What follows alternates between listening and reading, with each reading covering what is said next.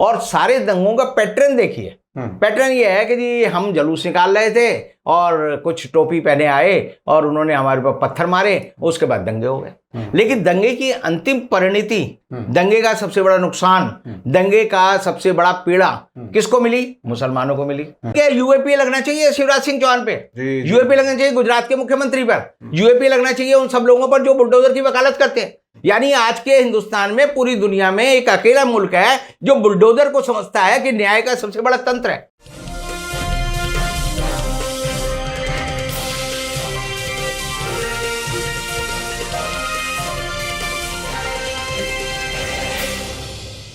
Hello, नमस्कार, आदाब, सत श्री अकाल और अस्सलाम वालेकुम। मैं हूं मोहम्मद अहमद काज़मी, लेकर आया हूं आपका पसंदीदा कार्यक्रम आपके रूबरू। देश में बहुत अजीब किस्म की घटनाएं हो रही हैं और इन घटनाओं में सरकार पूरी तरह से शामिल है।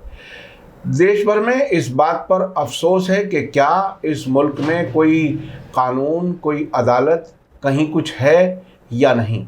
और इसके सोचने की वजह है मध्य प्रदेश सरकार के ज़रिए 50 मकानों और दुकानों को बुलडोज़र से 12 घंटे के अंदर अंदर तबाह कर देना और ये कहना कि इन घरों से, इन दुकानों से रामनवमी के जुलूस पर पथराव हुआ था। क्या ये मुमकिन है कि सरकार की खुफिया एजेंसी के लोगों को यहाँ के बारे में कुछ भी पता ना हो जहाँ ये वाक़या हुआ? ये एक बड़ा सवाल है।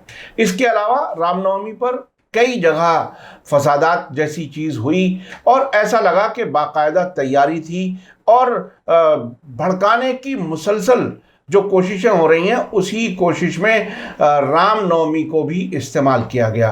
कई राज्यों में ऐसा लगता है, कुछ लोग कह रहे हैं कि वहीं ज़्यादा हंगामे हुए हैं जहां इलेक्शन आने वाले 1-1.5 साल के अंदर होने वाले हैं। इस सब पर, इसके अलावा कुछ और जो इससे जुड़े हुए मुद्दे हैं, इन पर बात करने के लिए मेरे साथ ख़ास मेहमान हैं रविंद्र कुमार जी, जो अध्यक्ष हैं राष्ट्रीय मुक्ति मोर्चा के और अपनी बेबाक राय रखते हैं। रविंद्र कुमार जी, वेलकम है आपका। मीडिया स्टार वर्ल्ड को आपने समय दिया। आप बताइए कि आप एक वकील हैं और एक लंबा अरसा हो गया सियासत को भी देखते हुए, अदालतों को भी देखते हुए। क्या कोई अदालत, क्या कोई कानून, क्या देश का संविधान इस बात की इजाज़त देता है कि घरों को इस तरह से बुलडोज़र फेर दिया जाए, तबाह कर दिया जाए? क्या कुछ है? क्या सरकार हाथ में होने का मतलब कानून हाथ में भी होता है? क्या है आपकी नज़र में? देखिए, एक हम कानून में एक फ्रेज़ का इस्तेमाल करते हैं। हाँ। उसको हम बोलते हैं कंगारू कोर्ट। कंगारू कोर्ट ये होती है कि तुरंत फैसला कर देती है। अच्छा।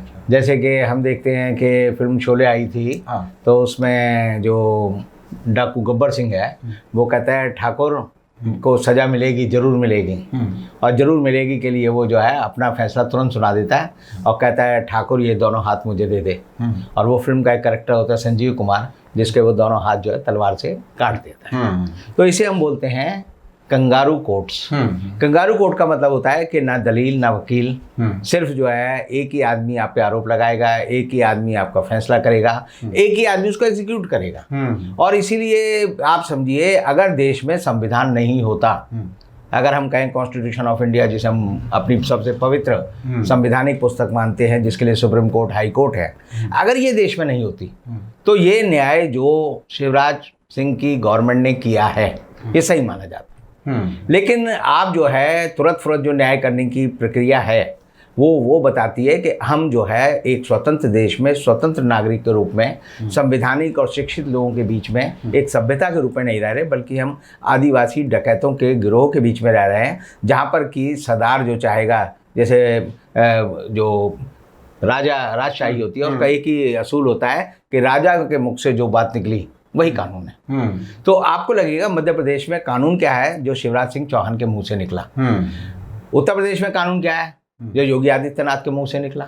इसी तरह आप समझेंगे कि गुंडों के गिरोह में अगर देश की पूरी सभ्यता को आपने तब्दील करना है तो बुलडोजर कल्चर जो है सबसे बढ़िया कल्चर है। यही कल्चर देखो पूरा यूएनओ है। दुनिया के 192 देश रोज जो है अपनी यूनाइटेड नेशन सिक्योरिटी काउंसिल की मीटिंग करते हैं, कहते हैं रूस गलत कर रहा है, यूक्रेन पे हमला कर रहा है। तो जो पुतिन है वो कहता है कि तुम क्या कह रहे हो, मैं तुम्हारी बात नहीं सुनूंगा, मेरे पास मिसाइल्स हैं, मेरे पास S-400 है, मेरे पास हवाई जहाज है, मैं तुम्हें तबाह कर दूंगा।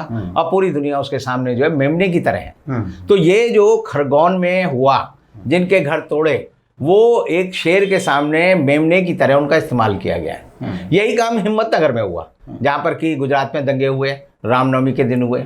उससे पहले आप देखेंगे करौली में जो जगह है वहाँ पर राजस्थान में, वहाँ पर भी इसी तरह दंगे हुए। और सारे दंगों का पैटर्न देखिए। पैटर्न ये है कि जी हम जुलूस निकाल रहे थे और कुछ टोपी पहने आए और उन्होंने हमारे पर पत्थर मारे, उसके बाद दंगे हो गए। लेकिन दंगे की अंतिम परिणति, दंगे का सबसे बड़ा नुकसान, दंगे का सबसे बड़ा पीड़ा किसको मिली? मुसलमानों को मिली, जिन पे ये इल्जाम है कि जी इन्होंने जो है पत्थर मारे। अब बहुत सारे विजुअल्स ऐसे हैं, वो मैं व्हाट्सएप पे भी वीडियोस भी हैं, जिनमें पता चलेगा जुलूस का ही आदमी जो है वो जाता है, पत्थर मारता है और वो गायब हो जाता है। उसके बाद वो मुसलमानों पे हमला कर देते हैं। और ऐसे में मुझे याद आता है कि जब सेकंड वर्ल्ड वॉर शुरू हुई थी दुनिया की, तो ऐसा ही काम हिटलर ने किया था। ये फासिस्ट तरीका है। हिटलर ने क्या किया कि अपने जर्मन सैनिकों को पोलैंड की ड्रेस पहनाकर पोलैंड की सीमा में घुसेड़ दिया। और वो जो है पोलैंड के लोगों ने जर्मन सैनिक जो उनकी एक चौकी थी उस पर हमला किया, और हमला करके उन्होंने जर्मन के 4 सैनिकों को मार दिया। उसके बदले में हिटलर ने कहा कि पोलैंड के लोगों ने हमारे लोगों को मारा है, इसलिए हम इनसे बदला लेंगे। और बदला लेने के लिए उसने पोलैंड पे कब्जा कर लिया। और कब्जा करने के बाद जो है देखते हैं पूरी दुनिया में सेकेंड वर्ल्ड वॉर चली, जो दुनिया की सबसे भयानक लड़ाई मानी जाती है, जिसमें 5 करोड़ लोग मारे गए। 5 करोड़ लोगों की मौत जिस लड़ाई में हुई हो, वो सिर्फ कहाँ से शुरू हुई कि एक फर्जी ड्रेस पहनाकर, फर्जी अपनी फौज को पोलैंड में घुसेड़कर उसने जो है इस युद्ध को अंजाम दिया। यही काम खरगोन में हुआ, यही काम हिम्मतनगर में हुआ, यही काम करौली में हुआ। और जहाँ जहाँ दंगे होते हैं वहाँ सब यही काम होते हैं। और इसलिए क्योंकि अगर इसकी जांच होगी तो पकड़े जाएंगे। तो सबसे बेहतर बात है कि जिन लोगों ने जुर्म किया नहीं है उनको आप पहले ही सजा याफ्ता मानकर उनको मार दें, तो उससे आप कहेंगे कि हमने न्याय कर दिया। जैसे अक्सर पुलिस किसी को भी एनकाउंटर में मार करके उसके खिलाफ सारे इल्जाम लगा देती है, क्योंकि अब तो वो बोलने वाला रहा नहीं। देखिए मेरा अपना व्यक्तिगत अनुभव है कि जितने भी पुलिस एनकाउंटर होते हैं हिंदुस्तान में कहीं भी होते हैं, और मैंने सिद्ध किया है सारे एनकाउंटर फर्जी होते हैं। 2-4 एनकाउंटर जरूर ठीक होते होंगे।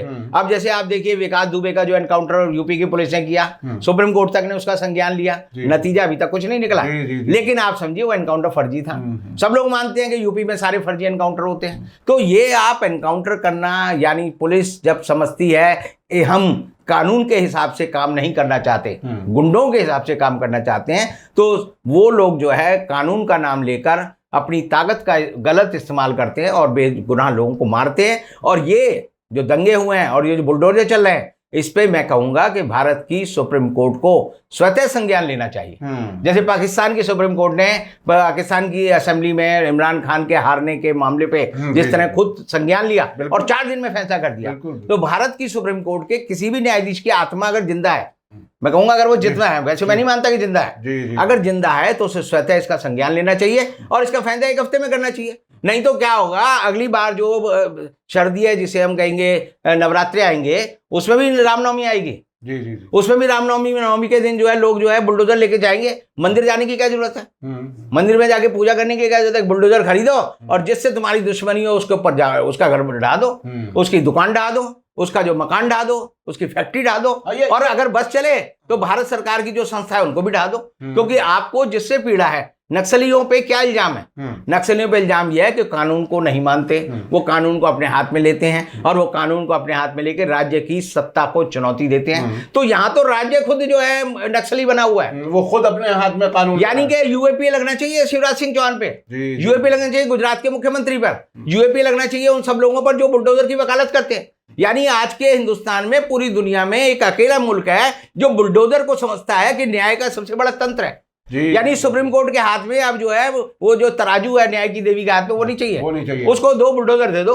हाँ। कि बुलडोजर लेके सुप्रीम कोर्ट के प्रधान न्यायाधीश कहे कि हम फलाने को सजा देते हैं, जाके इसका घर जमीन दोज कर दो। तो आप जो है एक रेग्रेसिव सोसाइटी में जा रहे हैं, पीछे जा रहे हैं, आप समाज में जंगलीपन की तरफ जा रहे हैं और आप चाहते हैं कि हिंदुस्तान और पूरे जो हमारी सभ्यता है वो खत्म हो जाए बुलडोजर के आतताई बर्बर तरीके से। अच्छा, आपने हिटलर का जिक्र किया। मैं भी चूंकि कुछ इंटरनेशनल अफेयर्स को अक्सर कवर करता हूँ और बहुत सी चीज़ें पढ़ने को मिलती हैं, उसमें इज़राइल में फ़िलिस्तीनियों के ख़िलाफ़ जो तरीक़ा अपनाया जाता है गिरफ़्तार करने का, वो फ़िलिस्तीनी ड्रेस पहन करके और उन लोगों में जाके शामिल हो जाता है और वहाँ से पत्थर मारते हैं इजरायली फ़ौजों की तरफ। तो मैं भी तो यही कह रहा हूँ। हाँ, मैं और आगे बता रहा हूँ। और वो जब पत्थर फेंकने वाला है, खुद इजरायली फौजी है जो फिलिस्तीनियों की ड्रेस में है, वो नज़र रखता है कि कौन पत्थर जोर से फेंक रहा है और उन्हें पकड़ लेता है फ़ौरन गिरफ्तार करने के लिए। बिल्कुल इसी पैटर्न पर हमारे यहाँ कश्मीर में भी हो रहा है। कश्मीर में, भारत में जब से इजराइल की खिदमत ली जा रही है, दोस्ती की जा रही है, वो सारे तरीक़े यहाँ अपनाए जा रहे हैं। ये बुलडोज़र से मकानों को तोड़ना भी अभी हाल ही में बहुत सी खबरें आप लोगों ने देखी होंगी, जो हमारे इंटरनेशनल खबरें देखते हैं। शेख जर्राह जो यरूशलेम में है, वहाँ भी मकानों को तोड़ने का यही तरीक़ा अपनाया जा रहा है। तो ये पूरा इजरायली प्लान भारत में भी लागू हो रहा है, ऐसा सामने आ रहा है। और अब वही प्लान जो सिक्योरिटी फोर्सेस अंजाम दे रही थी कश्मीर में, वो अब ये भीड़ तंत्र अंजाम दे रहा है। भीड़ तंत्र नहीं, सिविल यानी पुलिस है या सिविल डिपार्टमेंट है, वो कर रहे हैं, वो कर रहा है ना ये जो, क्योंकि किसी पुलिस के पास आज भी बुलडोजर नहीं है। हाँ, बुलडोजर तो वो बाहर से हायर करते हैं। नहीं, वो जो भीड़ में से एक आदमी जाता है और दूसरी तरफ पत्थर फेंकता है, मैं उसकी बात कर रहा हूं। मैं तो कह रहा हूँ विजुअल्स हैं, अब तो विजुअल्स हैं जो लोग पत्थर फेंक रहे हैं। इवन मैं आपको बताऊं कि जब दिल्ली में उत्तर पूर्वी दिल्ली में जब दंगे हो रहे थे ट्रंप के आने पर 2020 में मार्च में, तब जो है उस समय जो लोगों ने लाइव चीजें डाली वो बताती हैं कि किस तरह दंगा भड़काया जा रहा है, किस तरह के व्हाट्सएप ग्रुप बने। और एक व्हाट्सएप ग्रुप में तो था कि इतने मुसलमानों को मारना है, और मारने के बारे में दिल्ली में जो एक कोर्ट ने 6 लोगों को, 6 हिंदुओं को इसी बात के लिए उस व्हाट्सएप चैट के बेस पे उन्हें दोषी ठहराया और उनके खिलाफ एफआईआर हुई। अब उनका ट्रायल चलेगा।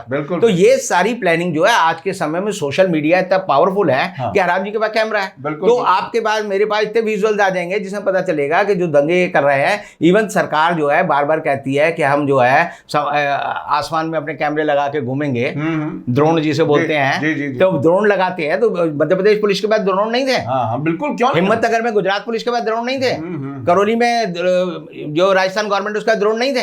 ये सारी सरकारें जो है जानबूझकर एक ही रणनीति के तहत काम करती हैं कि किसी तरह हिंदू मुसलमान का विवाद हो। लेकिन सबसे बड़ी बात है कि मुसलमान अभी भी अपने आतताई जो दुश्मन है उनके खिलाफ जो है प्रतिक्रिया नहीं करता, वो शांत बैठा हुआ है। इनकी सबसे बड़ी हार ये है कि मुसलमान हिंसा पर क्यों नहीं उतर रहा। जी। और इसीलिए मैं एक बात और कहना चाहूंगा कि हम ये सारी बात जो कर रहे हैं वो राम के नाम पे कर रहे हैं। बिल्कुल। क्योंकि राम क्या थे? राम के बारे में अगर समझो तो राम के बारे में यह है कि राम विष्णु के, हिंदू धर्म के हिसाब से 7वें अवतार थे, और 7वें अवतार के रूप में राम का आगमन हुआ। राम, लक्ष्मण और चरत और भरत, शत्रुघ्न और भरत जैसे लोग बोलते हैं, ये 4 बच्चे एक ही दिन पैदा हुए थे। रामनवमी के दिन से राम पैदा नहीं हुए, रामनवमी के दिन चारों बच्चे एक साथ पैदा इसलिए हुए क्योंकि दशरथ जो थे उनके संतान नहीं हो रही थी। तो उन्होंने एक इक्ष्वाकु वंश को कायम रखने के लिए, आगे बढ़ाने के लिए ऋषियों को बुलाया। ऋषियों ने जो है एक यज्ञ किया।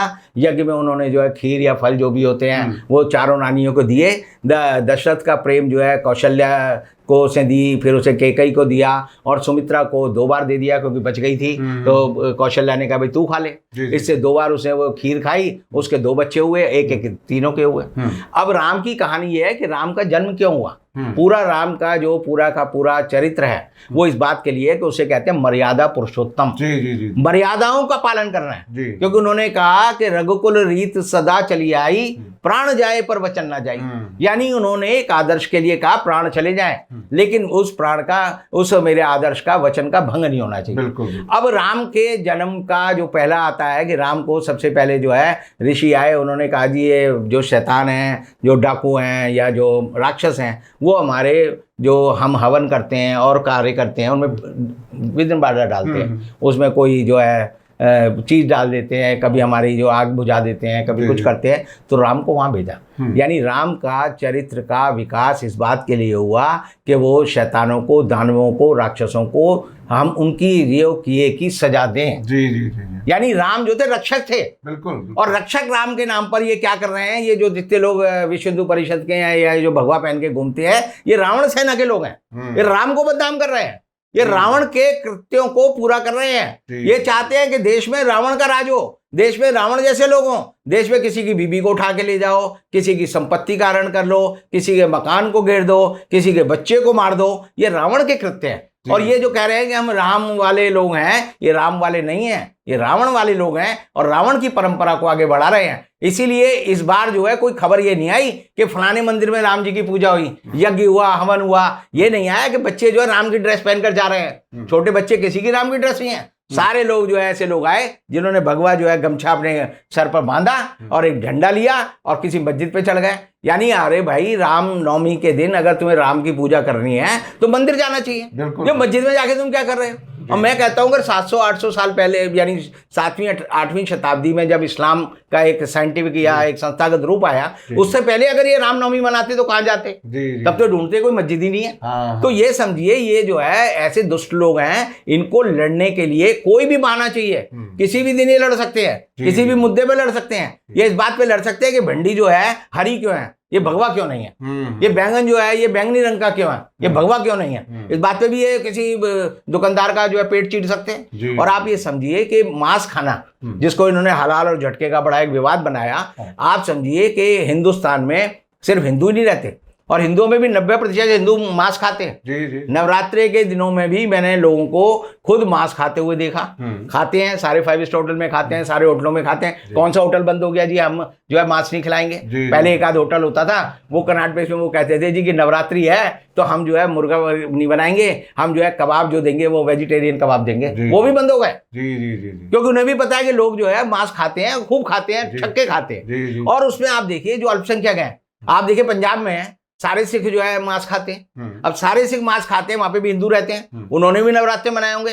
वहां की सरकार में, वहां के लोगों ने तो नहीं कहा कि जो ये मांस की दुकानें बंद होनी चाहिए। वहां कुछ नहीं हुआ, सिखों को खाने से नहीं रोका गया। नहीं, वो मेजोरिटी में ना। हाँ, मेजोरिटी में है और खाते हैं, और वहां के हिंदू भी खाते हैं। तो आप अपनी, अगर मेरा आज व्रत है, मान लीजिए मैं मंगलवार का व्रत रख लेता हूँ, अब मैं कहता हूँ जी आज मैं नहीं खाऊंगा, तो कोई मुझे मजबूर नहीं कर सकता। लेकिन मैं पड़ोसी अड़ोसी किसी को ये नहीं कह सकता भाई तू क्यों खा रहा है, आज मेरा व्रत है। भाई मेरा व्रत होना अलग बात है, आपकी अपनी मान्यता अलग है। मेरे पेट में अगर दर्द है तो ऑपरेशन तो मेरा होगा, मैं पड़ोसी को भी कहूँ तू भी अपना ऑपरेशन करा ले। तो ये बेहूदी बातें जो है इनके दिमाग में इसलिए आती हैं क्योंकि ये सोचते हैं पीड़ित किसको बनाया जाए।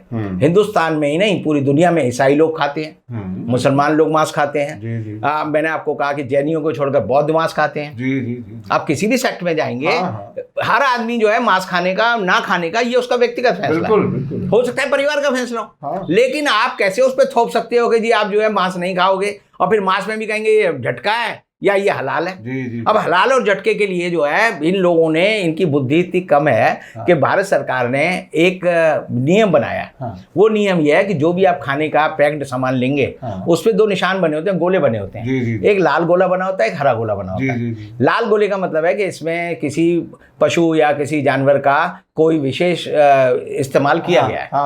और हरे का मतलब होता है वेजिटेरियन। अब ये वेजिटेरियन हरा देखकर भी ये चौंक जाते हैं कि जी हमारा जो है वेजिटेरियन जो है, हम लोग वेजिटेरियन है और मुसलमानों का निशान बना दिया हरा।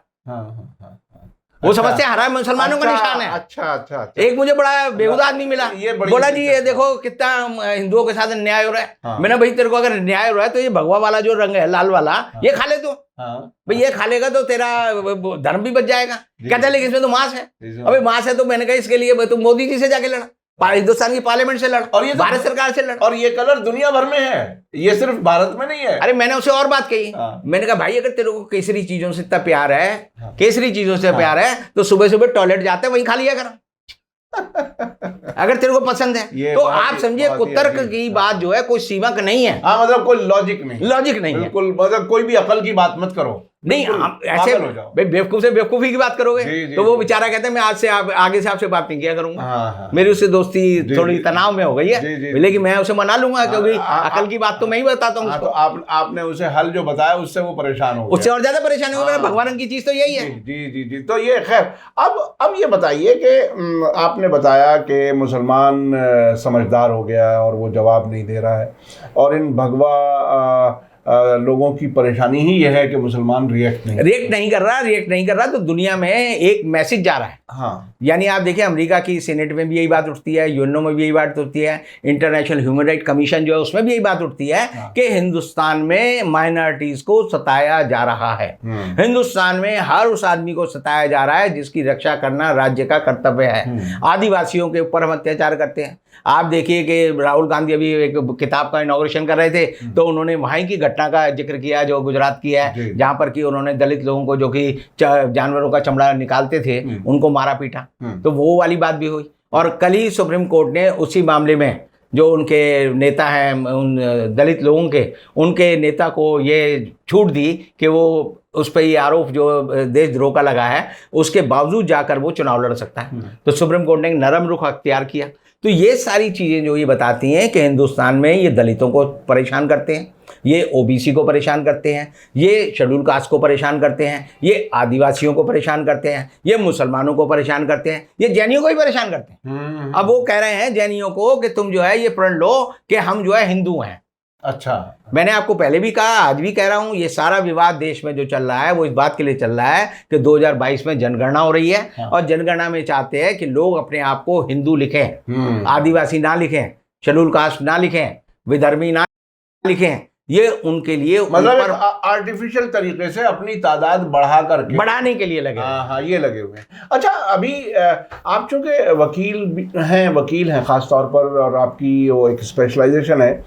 अभी पिछले दिनों गुजरात में एक कॉन्फ्रेंस हुई मीडिएशन के सिलसिले में, और उसमें राष्ट्रपति का भी भाषण था और लॉ मिनिस्टर भी थे और बहुत लोग थे, चीफ जस्टिस भी थे। लॉ मिनिस्टर ने एक बात कही जो पहली बार ऑन रिकॉर्ड ऑफिशियली कही गई सरकार की तरफ से। उन्होंने ये कहा कि लेजिस्लेचर, एग्जीक्यूटिव और जुडिशरी को टीम के तौर पर काम करना चाहिए। अब से पहले हम लोगों ने पढ़ा था कि लेजिस्लेचर और एग्जीक्यूटिव, जुडिशरी और मीडिया, ये चार प्रजातंत्र के स्तंभ होते हैं और एक दूसरे का चेक एंड बैलेंस होता है। अब वो टीम वर्क की बात कह रहे हैं। वो ये कह रहे हैं कि सब मिलके काम करो। तो ये मिलके काम करने का सरकार की तरफ से संदेश क्या कुछ है, आपको क्या लगता है? नहीं, संदेश तो देखिए ये है कि चेक एंड बैलेंस तो जब रहेगा जब आप एक दूसरे को बंधे होंगे। अगर तराजू के दो पलड़े अगर एक दूसरे से नहीं बंधे तो वो ना चेक कर पाएगा ना बैलेंस कर पाएगा। अब तो तराजू के दोनों पलड़े जो है, एक तो यहाँ टंगा हुआ है कील पे, एक वहां टंगा हुआ है। तो दोनों अगर टंगे हुए हैं तो वो तराजू है ही नहीं। तो आज के समय में हमारे संविधान की जो चेक एंड बैलेंसेस की व्यवस्था थी वो बिल्कुल भंग हो गई है। आप इससे ज्यादा मैं मजेदार एक मुझे चुटकुला लगा ये कि हमारी जो लोकसभा अध्यक्ष है ओम बिरला जी, उन्होंने कॉमनवेल्थ पार्लियामेंट्री एसोसिएशन की एक मीटिंग हो रही है जिसमें सारे कॉमनवेल्थ देश के लोग आए हुए गुवाहाटी में, और वहां उन्होंने कहा कि संसद में बहस के बाद जो है कानून पास होने चाहिए। तो मुझे बड़ी हंसी आई। अच्छा, मैंने ये आदमी कौन सा आदमी बोल रहा है? जो मैंने कहा ओम बिरला तो नहीं हो सकता।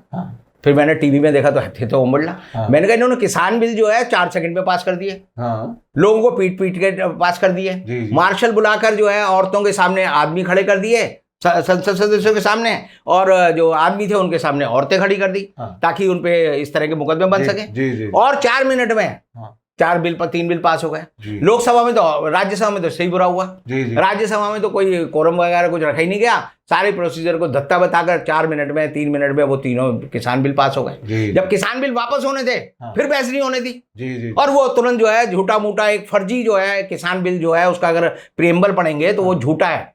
वो मैं आज भी कह रहा हूं कि संसद की मर्यादा के खिलाफ है। वो पूरी संसद को उससे तौहीन होती है। वो एक फर्जी बिल उन्होंने फिर बिना बहस के पास कर दिया, और सभा में आकर कह रहे हैं कॉमनवेल्थ लोगों के सामने कि पार्लियामेंट में बहस होनी चाहिए। अरे भाई तुम बहस करते नहीं, तुम्हारी करतूत अलग है, काम अलग है, और तुम्हारा जो बोलने का तरीका है वो अलग है। तो ये समझिए ये सारे ढकोर शंख हैं, ढकोसरे वाले लोग हैं, ये बेईमान लोग हैं। हिंदुस्तान की सत्ता पर आज भी जितने सत्ता प्रतिष्ठान के संस्थान हैं वो सारे के सारे झूठे, बेईमान, पाखंडी और ऐसे लोगों के हाथ में है जिनकी आत्मा मर चुकी है। और मरे हुए लोगों की आत्मा को जगाने के लिए हमारे यहाँ एक परंपरा है हिंदू धर्म में कि जब हम किसी को जलाने जाते हैं तो अगले दिन उसकी अस्थियां ढूंढते हैं। और अस्थि ढूंढते हैं तो पहला काम क्या होता है, जो अस्थि ढूंढता है, महापंडित होता है, वो कहता है इस आदमी के अंदर आत्माराम ढूंढूंगा। तो आत्माराम एक हड्डी होती है यहाँ पर, वो आदमी की शक्ल की तरह होती है। अच्छा, उसमें जैसे आपको लगेगा जैसे काट का आपने एक आदमी बना दिया, वो आत्माराम ढूंढा जाता है। जब मिल जाता है तो कहते हैं ये बड़ी पुण्य आत्मा रही होगी। और जब वो नहीं मिलता तो वो मानते हैं कि भाई चलो नहीं मिला तो क्या करते हैं, फिर हम मरे हुए आदमी पर टिप्पणी नहीं करते। तो मैं कहूंगा कि ये सारे लोग अब जब जलाए जाएंगे ना, इनके अंदर आत्माराम नहीं मिलेगा क्योंकि इनकी आत्मा है ही नहीं। तो ये बहुत ही खतरनाक सूरत हाल है। आखिर में फिर एक सवाल छोटा सा, आम लोग क्या करें आखिर? मतलब ये मुसलमान सब्र कर रहे हैं, ठीक है, एक लिमिट है, कब तक सब्र करेंगे, क्या होगा आने वाला वक्त? हम तो ये दुआ करते हैं कि सब्र ही करें तो अच्छा है, क्योंकि बुरा वक्त चल रहा है। आप आम लोगों को जिनको हिंदू बनाने की कोशिश की जा रही है, वो लोग क्या करें? क्योंकि जाहिर है वही भीड़ बढ़ती है जब कभी हिंदुओं का नाम लिया जाता है। देश के लोग क्या करें? क्योंकि जो ब्राह्मण हैं उनके बारे में तो आमतौर पर कहा जाता है जो असल बदमाशी करने वाले हैं वो 10-15% बताए जाते हैं। देश के लोग क्या करें ऐसे हालात में? देखिए, मैं आपको इतिहास में फिर ले जाना चाहूँगा। हाँ। जनगणना के टाइम में पंजाब का झगड़ा क्या था? पंजाब का झगड़ा ये था, आर्य समाज के लोग, आरएसएस के लोग ये कहते थे कि तुम लिखो हम हिंदी भाषी हैं, और पंजाब के लोग कहते थे पंजाबी भाषी हैं। क्योंकि हमारे यहाँ 1956 में जब राज्यों का पुनर्गठन हुआ तो भाषा और संस्कृति के आधार पर हुआ कि भाई ये सारे तमिल बोलने वाले एक देश हो गए, कन्नड़ बोलने वाले एक देश हो गए, तेलुगु बोलने वाले हो गए, उसके आधार पर राज्यों का पुनर्गठन हुआ। पंजाब में ये समस्या पैदा की आर्य समाज ने और आरएसएस ने कि वो लोगों को कहते थे जबरदस्ती अपनी भाषा तुम जो है, यानी हिंदू भी वहां पंजाबी बोलता है, पंजाबी बोलेगा, पंजाबी लिखेगा। तो उन्होंने कहा नहीं, तुम हिंदी देवनागरी लिखो अपना, और उससे डिवाइड बढ़ा पंजाब में सिखों और हिंदुओं का। तो आप जो है उस समस्या को दोबारा ध्यान में रखिए। ये सारी समस्या जो हो रही है देश में आज के समय में, ये सिद्ध करने की हो रही कि हम हिंदू हैं। हर आदमी को जो हिंदू है वो कहे मैं हिंदू हूँ, जो नहीं है वो कहे मैं हिंदू नहीं हूँ, मैं सनातनी हूँ। जो आदिवासी है वो लिखे मैं आदिवासी हूँ, जो जैनी है वो लिखे मैं जैनी हूँ। जैन धर्म जो है वो अल्पसंख्यक अभी बना है। जी। आप देखिए वो आज से 10-12 साल पहले ही उनको जैन धर्म को अल्पसंख्यक की मान्यता दी गई है, अदरवाइज वो हिंदू थे। तो आदिवासी या जैन होने में या बौद्ध होने में या क्रिश्चियन होने में या मुस्लिम अल्पसंख्यक होने में फायदा क्या है? अभी तक जैनियों को नहीं समझाया। जैसे उन्हें समझ आया कि आप अपने मेडिकल इंस्टीट्यूशन खड़े कर सकते हैं, एजुकेशनल इंस्टीट्यूशन खड़े कर सकते हैं, हेल्थ इंस्टीट्यूशन खड़े कर सकते हैं, और आपको एक प्रोटेक्शन मिलेगा। तो जैनियों ने कहा इसमें बड़ा फायदा है, तो उन्होंने कहा हिंदू नहीं है, हमें अल्पसंख्यक आयोग में भी अपना दर्जा चाहिए, और वो अलग हो गए। ऐसे ही आदिवासियों को चाहिए कि वो अपने इंस्टीट्यूशन खुद बनाए, और जब वो अपने इंस्टीट्यूशन बनाएंगे उन्हें अल्पसंख्यक का दर्जा मिलेगा, तब जो है सरकार को उनकी मान्यता देनी पड़ेगी। हर आदमी को असर्ट करने का अधिकार है। जैसे मैं देखता हूँ कि एक पढ़ी लिखी लड़की थी जो वकील थी तमिलनाडु में, उसने कहा जी मैं नास्तिक हूँ, मेरा कोई धर्म नहीं है, तो मुझे इसकी छूट दी जाए। अंततः मामला सुप्रीम कोर्ट तक आया और सुप्रीम कोर्ट ने कहा yes you can write yourself as atheist. तो हिंदुस्तान में भांति भांति की भाषा है, हर 4 कोस पे जो भाषा बदल जाती है, हर 2 कोस पे पानी बदल जाता है, ऐसे आदमी का धर्म बदल जाता है, संप्रदाय बदल जाता है। सारे रामनामी संप्रदाय यानी अखाड़े जो है हमारे हिंदू धर्म का जो मूल आधार है, जो कुंभ में जाते हैं, वो सारे अखाड़े हैं। रामनवमी, राम को जो पूजने वाले हैं वो अलग अखाड़ा है, जो विष्णु को पूजने वाले हैं वो अलग अखाड़े हैं। हिंदुओं में जितने अखाड़े हैं वो अलग अलग धर्म हैं। उन सबको जो है अपने बारे में असर्ट करना चाहिए कि हम इतने हैं, हम ये हैं, और आप हिंदू नहीं हैं। हम हिंदू नहीं हैं क्योंकि आरएसएस का षड्यंत्र है, ये सिद्ध करना चाहता है कि 78% लोग देश में हिंदू हैं, और इसीलिए सारे दंगे हो रहे हैं, इसीलिए सबको डरा कर धमका कर। ये आप समझिए थोड़े दिन बाद पता चलेगा आदिवासियों पे भी हमला करेंगे। ये जो शेड्यूल कास्ट है उन पे भी हमला करेंगे, ओबीसी पे भी हमला करेंगे। आज भी उन्हें मंदिर में नहीं घुसने देते। जी जी जी। अभी आपने देखा होगा दक्षिण में एक लड़की थी, वो दूसरे धर्म की थी और मंदिर में वो अपना नृत्य पेश करना चाहती थी, तो इन्होंने रोक दिया कि नहीं कर सकते, तुम विधर्मी हो। हाँ। तो जब आप विधर्मी मान रहे हो एक आदमी को मंदिर में घुसने के लिए, तो वो हिंदू कैसे? तो इन सब बातों पे समाज में चर्चा होनी चाहिए। समाज में चर्चा ना हो इसलिए उनको डराने के लिए मुसलमानों को नहीं डरा रहे, ये आदिवासियों को भी डरा रहे हैं, मुसलमानों की आड़ में शेड्यूल कास्ट को भी डरा रहे हैं, मुसलमानों की आड़ में ये ओबीसी को भी डरा रहे हैं, मुसलमानों की आड़ में ये जैनियों को भी डरा रहे हैं, मुसलमानों की आड़ में ये बौद्धों को भी डरा रहे हैं। तो इन सब के चक्कर में मुसलमान टारगेट हो रहा है।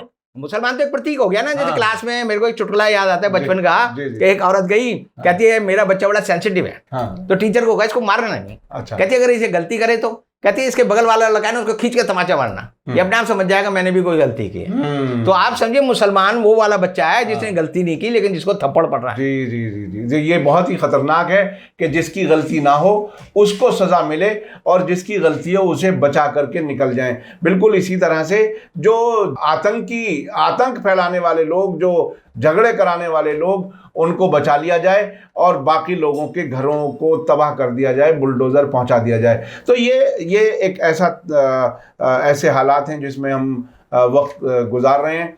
हमारी तो उम्मीद यही है और कोशिश यही है और हम अपील भी करते हैं कि लोग सब्र से काम लें, पेशेंस से काम लें। ये वक्त भी गुजर जाएगा लेकिन जालिम ही कहलाएगा, मजलूम बहरहाल मजलूम होगा और उसके साथ उसको हमदर्दी भी मिलेगी और उसके साथ भी मिलेंगे। रविंद्र कुमार जी जैसे लोग जितनी हमदर्दी से और जितने खुलकर के अपनी बात रखते हैं, ये भी मैं समझता हूँ मुसलमानों के लिए एक मजबूती है, एक ताकत है। इस ताकत को मजबूत करने की ज़रूरत है और सब्र से वक्त गुजार करके हालात को समझ करके ज़िंदगी को आगे बढ़ाने की ज़रूरत है। तभी देश बच पाएगा, देश की तरक्की हो पाएगी, कम से कम इस बुरे दौर से गुजर सकेगा। इसी के साथ आपका बहुत बहुत शुक्रिया, आपने हमें समय दिया। आप हमारे दर्शक चूँकि काफ़ी पसंद करते हैं रविंद्र कुमार जी को, तो हमने आज भी आपके सामने उनको लाने की कोशिश की, वक्त लिया उनसे। इसी के साथ मुझे दीजिए इजाज़त। धन्यवाद, शुक्रिया। जय भारत, जय हिंद।